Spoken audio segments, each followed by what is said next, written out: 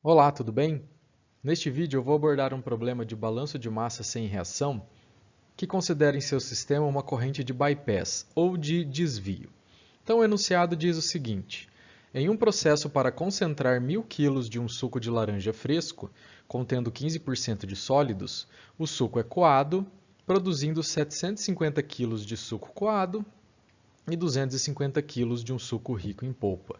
O suco coado é concentrado em um evaporador a vácuo, produzindo um suco com 60% de sólidos. Os 250 kg de suco rico em polpa são desviados por uma corrente de bypass para se misturarem a uma corrente de suco concentrado que deixa o evaporador, para melhorar o sabor do suco produzido. A concentração final do suco é de 40% de sólidos.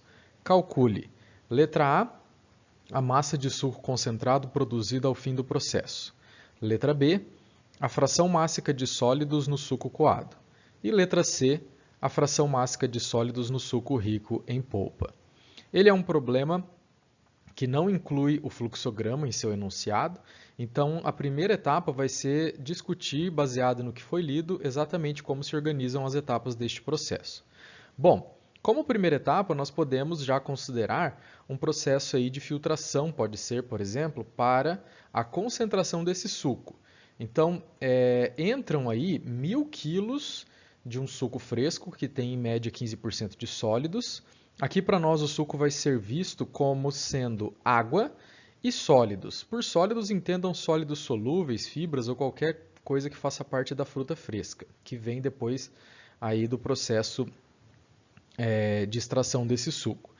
E então é formado uma corrente que eu chamei de A, que tem 750 quilos, que no enunciado ela está sendo considerada como um suco coado, ou um suco menos concentrado em sólidos. E a corrente B é justamente a corrente de suco mais rico em polpa, aquela que perdeu um pouco mais de água e se enriqueceu aí em concentração de sólidos.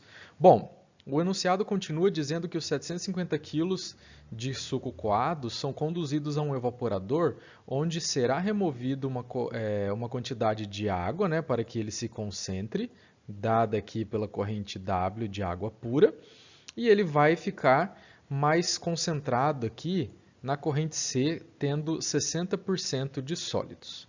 E aí o enunciado conduz a descrição nos dizendo que esta corrente de suco de 60% ela vai ser misturada com a corrente de suco rico em polpa, e é justamente isto que vai caracterizar a presença de bypass. As duas serão misturadas então em um misturador, pode ser um tanque, por exemplo, onde elas se encontram e é um tanque bem agitado, para produzir uma corrente final de 40% em sólidos.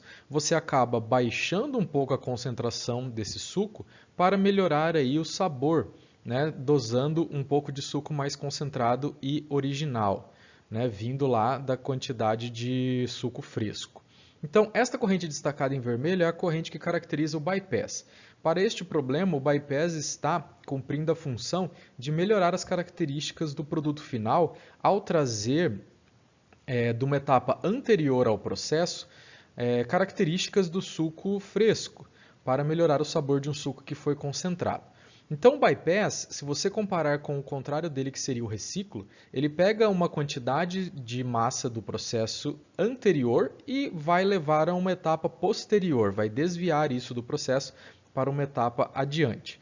Já o reciclo faz o contrário, ele pega uma corrente de adiante do processo e traz ela de volta, né? Reaproveita. Então, o bypass ele vai depender também do objetivo operacional para ser incluído nos sistemas de análise. Então, eu vou repetir aqui o fluxograma para que nós possamos dar início aos nossos cálculos. Assim como no contexto de reciclo, é muito interessante que, se você não souber muitas informações a respeito da corrente de bypass, e nesse caso eu não sei a composição da corrente B, inclusive um dos itens é descobrir esta composição, é interessante traçar um sistema que deixe essa corrente dentro do sistema, não cruzando as fronteiras. Lembrando que só entram nos meus balanços de massa as correntes que cruzam as fronteiras do sistema. Então eu defini esse sistema 1 como um sistema que não me diz nada sobre as correntes A, C e B, e vai entrar nesta análise somente as correntes que cruzam as linhas pontilhadas, a corrente F, a corrente W e a corrente P. E o mais interessante, nós temos sólidos apenas em duas dessas correntes, sendo que uma delas é conhecida, né? A nossa base de cálculo é dada na corrente F. Então isso facilita demais os cálculos e vocês vão ver que a primeira alternativa do problema é respondida de maneira praticamente imediata.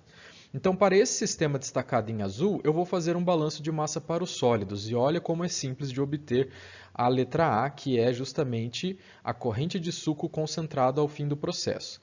Então, aqui, balanço de sólidos, fração mássica de sólidos vezes a corrente F, igual a fração de sólidos na corrente de produto vezes a corrente de produto. Trocando os valores conhecidos, eu tenho, então, que serão produzidos neste processo 375 quilos, de suco a 40% de sólidos.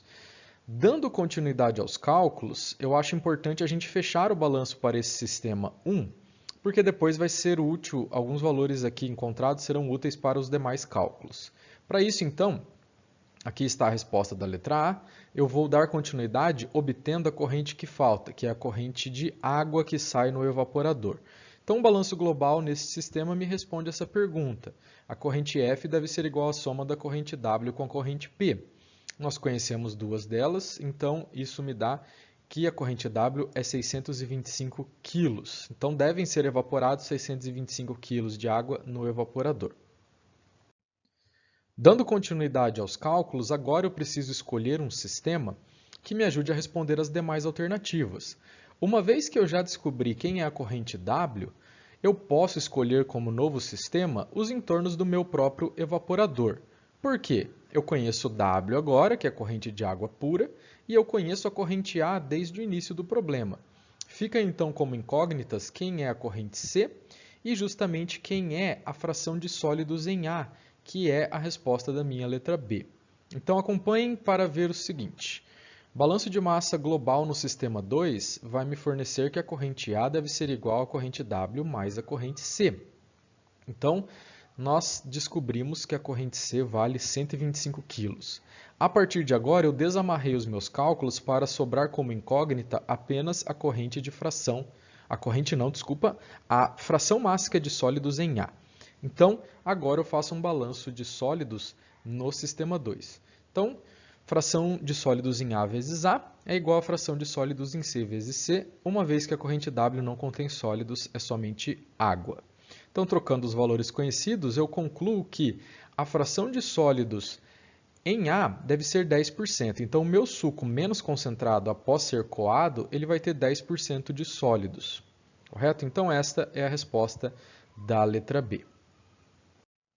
Basta agora nós definirmos um sistema que inclua como corrente o bypass. Então, este sistema eu resolvi escolher como sendo o misturador.